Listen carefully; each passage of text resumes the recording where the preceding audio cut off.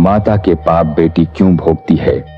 यह प्रश्न सुनने में कठोर लगता है, लेकिन इसके पीछे छिपा सत्य और भी गहरा है।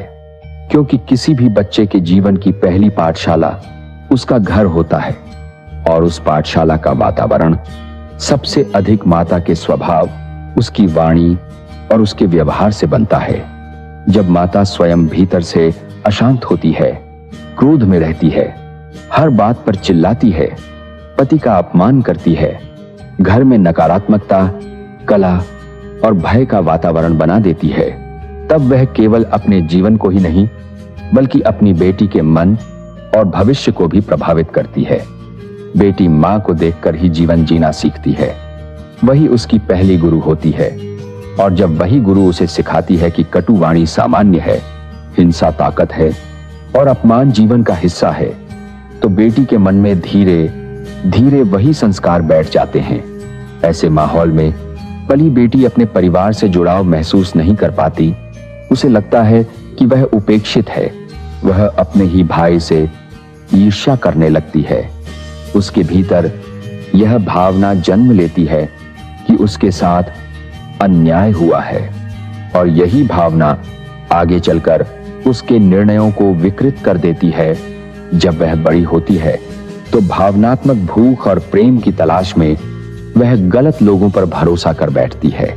कभी कभी घर से भाग जाना उसे एकमात्र रास्ता लगता है, और यदि ऐसा नहीं होता तो वही बेटी इतनी कठोर, क्रोधी और हिंसक स्वभाव की बन जाती है कि विवाह के बाद उसका ससुराल उसके लिए युद्ध भूमि बन जाता है।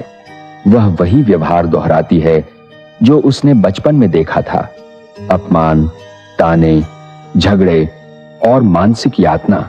और फिर वही बेटी जब मां बनती है तो अनजाने में वही जहर अपने बच्चों के जीवन में घोल देती है। वह उन्हें डांटती है, प्रताड़ित करती है, उनके मन को तोड़ती है, और इस तरह पीड़ा का यह चक्र पीढ़ी दर पीढ़ी चलता रहता है।